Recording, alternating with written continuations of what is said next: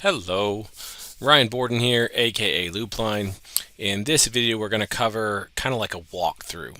So, if you just want to get into the meat of it and actually set up a project, then that's a different video. Also, there's already a template project and a template settings file for GSA website contact in the members area that you can grab as well and just load in. They have their own videos, and that'll set up like 90% of what you need.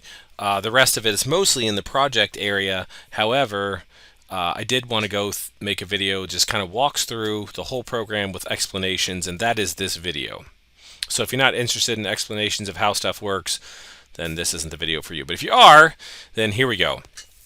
So this is pretty basic. We're going to go quick on some of this. This is a new project. Save and export, pretty easy if you want to export projects and that sort of thing. And then start has some nice options. You can scrape for new websites, but if you're in the members area, you already have access to pre-done lists. You don't need to scrape. Checking present websites, that's scanning websites for contact forms themselves and to see if they actually have a contact form on it. Again, I already do this for you, so all you need to do is actually send the messages, and it has send, and it's going to check here automatically, but there's a setting in the project we have turned on that skips that step to speed things up, since again I've already filtered them for you. You can import URLs and do different things here: import, export, send, delete, scrape, check, send to all, open scheduler. Scheduler's kind of cool because you can actually schedule what you want going on, so the tasks like scraping, checking, and sending, and then how many projects to run at once, and wait till it finishes or switch projects after X minutes, etc. So it's kind of cool. Tools, the project settings are the same thing as double clicking on a project. Importing URLs, this adds URLs to a project, same thing as right clicking on this, a lot of it. And so you can rename the project, delete, duplicate, reset, remove different URLs from the project, so like all URLs are the ones that are successful or failed, etc. You can select, remove, and then there's a ton of, I'm not going to go through these. You can read them. They do different things. They select different things. And then you can free up memory. That's like your RAM, your memory in the actual machine itself.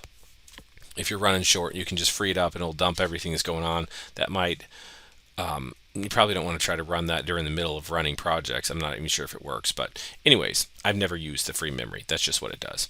Options, these are program options. I explained some of this in the settings file, or most of it. This is your checking submission thread. So this is for if you're doing the check present websites like scanning for contact forms or submitting. This is for scraping and searching, like scraping Google. Again, you don't have to do the checking and the scraping. I did all that for you. This gives you a message preview when you click send. This is important. It stops all the projects when there's no proxy. So if all your proxies die, it stops the project so that the projects aren't running and just submitting without proxies. This is just the GUI size, the size of your window itself. You can set it to auto, or you can adjust it to whatever you want to do. So like if I wonk it here and hit 200, it'll say that I got to restart the program before changes apply. And so the timeout, the max is 120. I always leave it at 120. If you need to go faster, you can go slower, and you can lower that. But then you're going to lose out on some contact forms that are slow. So it might, again, slow you down, but I'm going for success on my projects and not like accuracy over speed.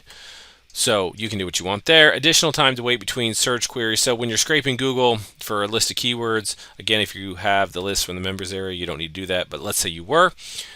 This is how it's a delay that you can add, so to slow it down so it doesn't burn out your proxies. If you go to the global filter section, this is a global blacklist. You can add, edit, delete, export, that sort of thing. This is a list of sites that I, as well as GSA, has identified that are just problematic. These people complain, or they filed abuse reports with hosting, that sort of thing. It's not an extensive list.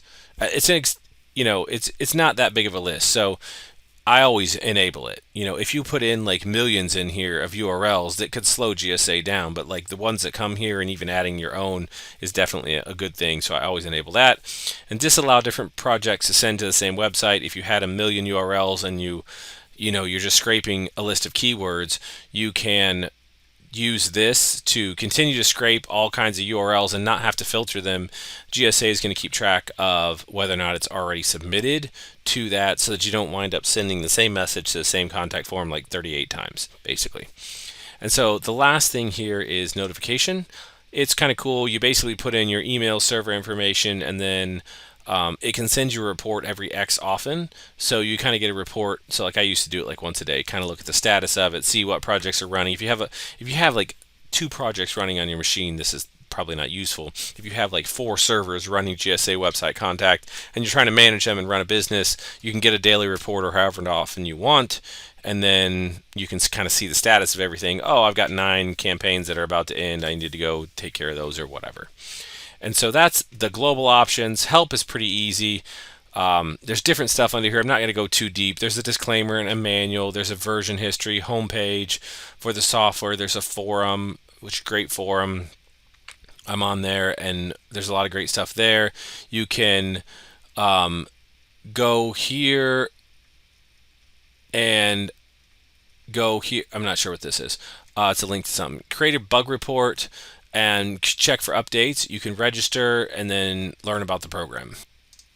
And so I went and looked at this help thing. It's actually it's a link to my page where you can buy the lists. So if you're already in the members area, then you already have the list and that sort of thing. So that's what that is. And under quit, obviously that's pretty basic. You can quit. If we click on a project, this is the other half. So the first half was program stuff. This is the actual project. I went over a lot of this in the project setup file, but we'll go over it again. You can use proxies for search engines. Again, if you're using them, you can also click this and change it to all types, public and private. And then you can configure proxies. So you can set up proxies here and test them and that sort of thing with test proxies. And you can also go here to options, and there's a ton of options. I won't go too deep into this. But you can search proxies. So like on my servers, I have it set up to automatically look for proxies every 60 minutes, and it pulls them from a file. And then I have a script that goes out to the proxy provider, grabs the proxies every so often, and updates that file because proxies change or they die or whatever. And so that way it's kind of like a hands-off effect. You can also search for public proxies and a bunch of other stuff, or you don't really have to use this segment. But it's kind of nice to have things like it can remove bad proxies when they're older than whatever, and you can automatically disable the proxies if it's noted to be down. You know, I don't know, whatever you really want to do here, but there's some nice options for automating proxy management, or you can just add proxies in, test them, and then you're done and you're good and you can just use it. And the proxies, when you click into here, this is the same. So like when you go into checking and use, it's the same proxies that are loaded in there. You do control the type, so private and public, and that sort of thing, but it's all the same dialogue. So if you load them in one section, that works for all of them. Collect social data. It's kind of cool. It gets you various social data off of the website, and it gives you the URL, like links to their Facebook page or their Twitter page, that sort of thing. So if you want to take that data later and dump it in an Excel file and use it in the message, you can use tokens. I'm not going into that on this video or any of the videos that are just basic. But you can take other data on an Excel sheet and dump it in, like their name, for instance, and then make a token in the message and load in that CSV file or Excel sheet. I think it's CSV, and then pull. So when it makes the message, it'll say, "Hi Bob, you know, I was at your Twitter page," and it links to their Twitter page, you know, and I noticed that you need some help marketing or whatever.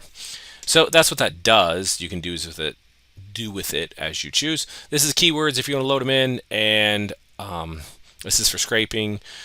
Again, you don't need to do this if you have the list from the members area, but you could load them in and scrape your own sources with your own keywords.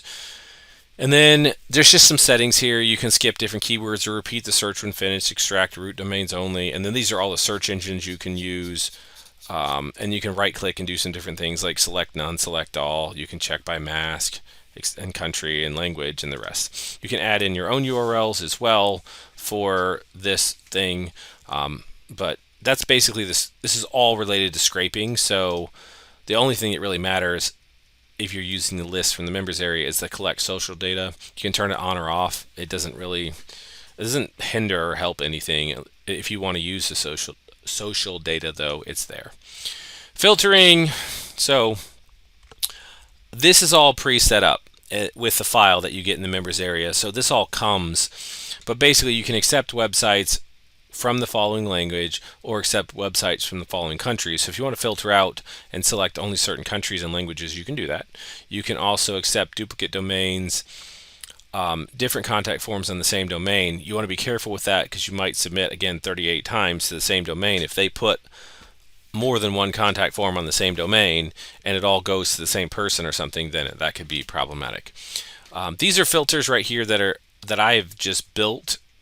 They help filter out things like ticket systems that use a form that looks similar to a contact form, review systems, testimonial systems, things like that. All this stuff. So you can customize this and change it if you want.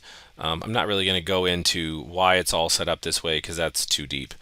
But if you need some help on that, you can check out the GSA forum, which is linked under the help section. And checking, this is for checking contact forms, like scanning websites to find contact forms. If you only wanted to select certain ones for some reason, like a particular language or something, you could do that. I don't uncheck any of these, and you don't have to use this tab again if you're using the list from the members area, but it's there. This add domain redirects as new websites. This is tricky because you might have 7 different websites, 7 different URLs on different websites that all redirect back to the same domain. And so you might then wind up submitting to the same domain 7 times because they're all redirecting back to it. But at the same time, I turn this on when I'm scanning new forms, but not usually necessarily when I'm sending them. But that's what it does. It just looks to see if it's 301 or 302 or something like that, the URL, then should it follow it and post to it, or should it ignore it? If you uncheck it, it ignores it. If you check it, it follows it and posts if any forms found on the future page. And this skip sublink parsing, that is where it skips this this plus check set up here. So when you choose to send the messages, it just loads the page and sends the message. Otherwise, it loads the page, checks to see if there's a contact form, and then tries to send the message. So that saves a step by checking that, and you're using what it needs here, import direct URLs with contact forms. That's what I provide. So that's why that is checked. You can uncheck it if you need to. Under submission content, so we're going to spend a minute here. And actually, I'm just going to talk about the other sections for a second and come back to submission content last. CAPTCHA is pretty basic. You can add in CAPTCHA services. There's a lot of them in here. In fact, I don't think you can. It's still going off the screen. So there's just a lot that you can add in here. GSA Capture Breaker is their capture breaking product, which comes preset up here in my file. But you can add in others. And this bypass host file, this is probably important for you to know. If you check this box, you're not going to be able to use emulation services. So like if you are trying to use GSA Capture Breaker or some other program to emulate like image typers or something like that and redirect through the host file, if you place it, or xevil, etc., if you place a check mark in that file, then it's going to skip that and go straight to that capture service, and so it might foul things up for you.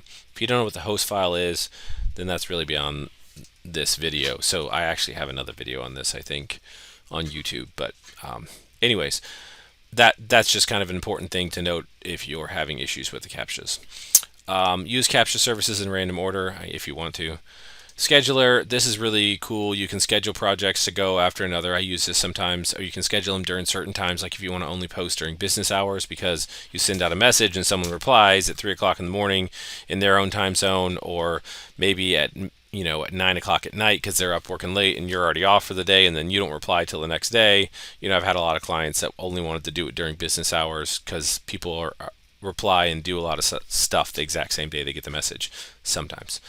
So you can mess with that, and then notes if you want to leave yourself notes about what this project is about. So I brought it out here a little bit because when we go to the submission content tab, which is where we're going now, you need a little bit more room to see things going on. And so there's empty field up here at the top, and thanks for sticking with me. It's been almost 15 minutes. So let's talk submission content because this is all important stuff. The empty field to the top, leave it alone. This is for there's protection on some forms that says, leave this field empty if you're a human being, and robots like this that are just programs, a lot of times will fill that in automatically. So this specifically looks for those boxes and leaves them empty so that the submission will go through. And it needs to be at the top of the list. You can move these up and down like in order, like you can squirrel around with it. I don't know why you would, but you can. And if it makes it easier for you, some of them you don't use, whatever, you can push those to the bottom, make it simple. This one needs to be at the top because of the execution order, so I would just leave that one at the top. First name and last name, pretty basic. Also, if you click on this, you can change it. When it says self-defined, you can click on it and then you can input data. Again, with the empty box, you don't want to do that. For first name, for example, if I click on it, I see this kind of a dialog box because it's going to pick a random first name from the file that it has. Now, the name of this is first name. That's the name of the field. And then the type is text.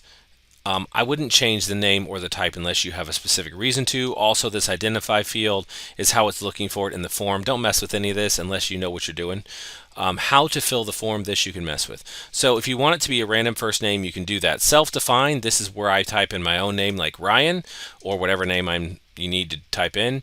Or if I needed this to be a random email or a random state, but if I choose random state, it's going to pick a random state and submit it as the first name. So it's going to come through like I'm in the state of Michigan in the United States. It's going to come through as my first name is Michigan. Now that's going to sound stupid, especially if I go down here and pick something else random like a zip code, Michigan and some random zip code. So you want to be realistic here.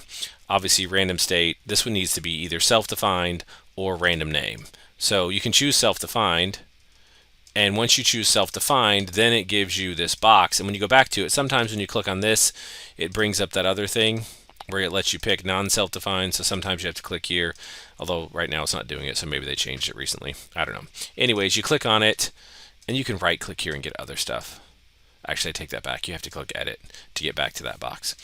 But anyways, self-defined, now I can type in Ryan, as my first name, or Lisa, whatever the name you're submitting is, that sort of thing. And same thing with last name. It's set for random last name, and now we know how it works. We can go in here and put it as self-defined, or we can let it pick a random last name.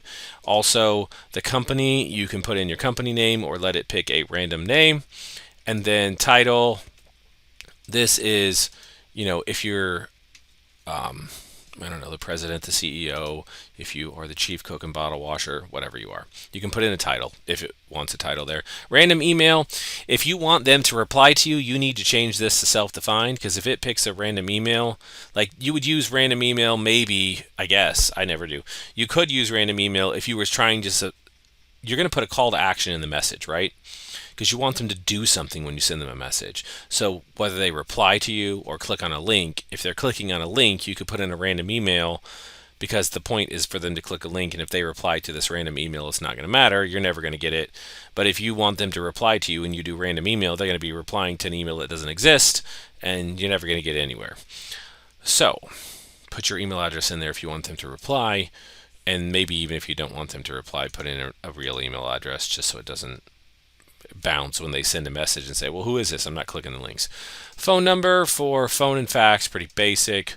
Website, this would be your website. Some fields ask for it. Some forms, you can put it a website you want them to go to, or you can just not. You can leave it blank and it'll try to fill it as blank if you don't have a website for them to go to.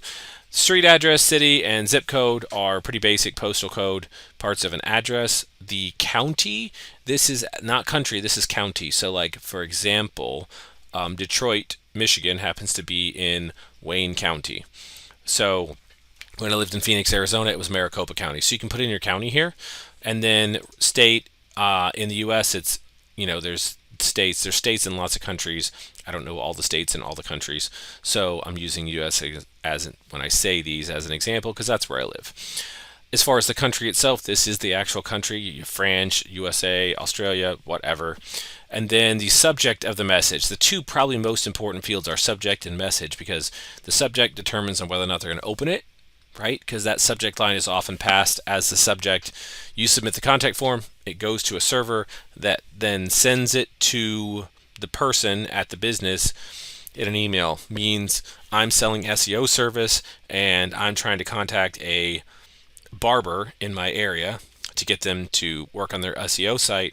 When I submit the message, their website then sends the email to the barber themselves or whoever's reading their email, in case it's a person asking a question about when they're open, if they can come get a haircut or whatever. right? So that subject line is often passed as the subject of the email. So if you put in something totally stupid or unrelated, or something that doesn't really make sense, then they may not even open the email in the first place, so your message never gets read. Obviously, you can do research on email marketing. Same thing here. Subject is very important. The only purpose of the subject is to sell the open of the email and read the message. And so this is the message itself, where you put it in, and obviously you can make these things bigger because it's hard to type a message. It's going to come out just like you type it, so if you put line breaks and stuff when you type it, it will actually come out that way. You can put URLs in here as well and that sort of thing. You cannot put HTML as a general rule. That's important to know because when you submit the contact form, and I realize I've been talking now for over 20 minutes, so thanks for staying with me, but message is really important. When you submit the contact form, if you try to format it as a web page like you could an email, all of that HTML will get stripped out as a general rule by the website you submit the contact form to, and then you're just going to be left with what looks probably doesn't make sense, or it'll be submitted as straight HTML, plain text. So the page won't render with images, and as a web page, when it's read in the email client, it'll just be like looking at HTML in Notepad, or the source code like Control D, or inspecting an element in a browser. And that's the quickest way to get your email deleted. So as a general rule, I found most do that. I don't use HTML. I just put the website in there, like http:/google.com or whatever you're doing. And so that's the message. Obviously, the message is the most important part, writing a good message. My experience has always been shorter is better than longer. Even a short spammy message gets better results than a long, like 5-paragraph pointed message. And so if you're great at sales copy, go for it. But otherwise, if in doubt, shorter is better. And I'm talking 3 to 5 sentences. Raise a problem, ask a question, whatever, provide a solution, and then a call to action. Send me an email, reply to this email, go to this link, whatever. Newsletter. It's a checkbox. It's set to 0. A lot of these contact forms say, would you like to sign up for our newsletter? So the barber says, would you like to sign up for the monthly newsletter that I'm going to send out, or the weekly, or the daily, or the 10 times a day email? And if you do nothing, they will automatically sign you up, and then you get tons and tons and tons of newsletters forever in your inbox. Because if you want someone to reply to you, you have to use a real email, so you're going to get all that too. And you're going to get some of it no matter what, because sometimes they don't ask, they just sign you up. But this 0 here means no, unchecked, don't sign me up. So don't mess with that. And then the last thing here, name. This is the full name. I don't know why it's way down here. I think that may have been an accident on my part. Usually it's up here by this. So if my name is Lisa Smith, for example,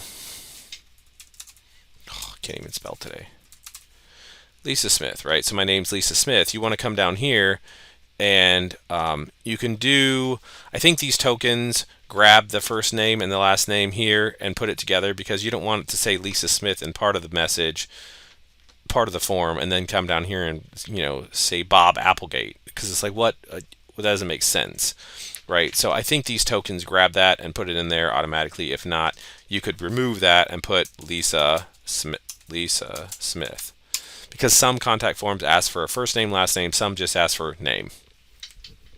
And so that is all of that. And this is the macros I was talking about, where you can use different things. You can use Spintax, I think it is.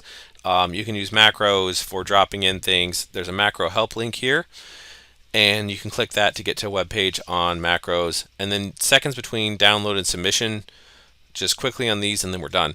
This is useful because some websites, like if you download the form and submit the form a half a second later, no human being can download a contact form, read it, type everything in, and hit submit. So if you run into, especially if you're submitting to something like if you were going to try to go submit to a whole bunch of realtors and you're submitting through one portal that all these realtors use, then that they may be looking at all that. So you might want to run this up and add some delay, or even maybe a second or two delay. I think there was a WordPress plugin that said it can't be faster than a second or it's spam or something like that. You can do some research, but that's what that delay does. Submission URL must be website URL. If you hover over these, sometimes it tells you, like some contact forms use like a different contact form, and so you're really submitting to abc.com when the contact form is actually on like barbersrus.com, right? So if you leave this checked, it'll make sure that you're submitting only to the website. Well, if that makes sense, I don't know how to explain it better. So you can read the little tooltips here.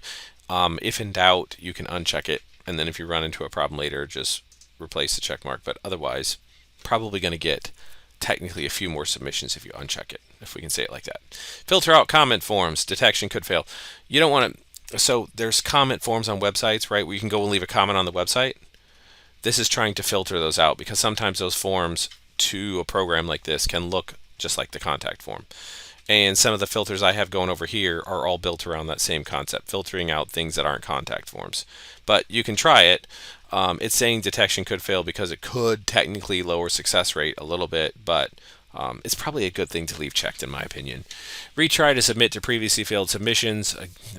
That makes sense. I usually leave that checked, but that's if you're running the project over and over again. I reset my project each time, so it doesn't really matter. Like clear everything and re-import a new list that I've filtered. Record website form fields. It's going to save off like every single form field of the contact form in a file. So if you want to go do debugging and try to build in more filters to improve accuracy, use that. Otherwise, that's just a waste. Congratulations, you made it. It's been like 27 minutes. But that is kind of the walkthrough of all the definitions of GSA website contact and how the general overview of how everything works. Thanks for sticking with me, and I wish you success.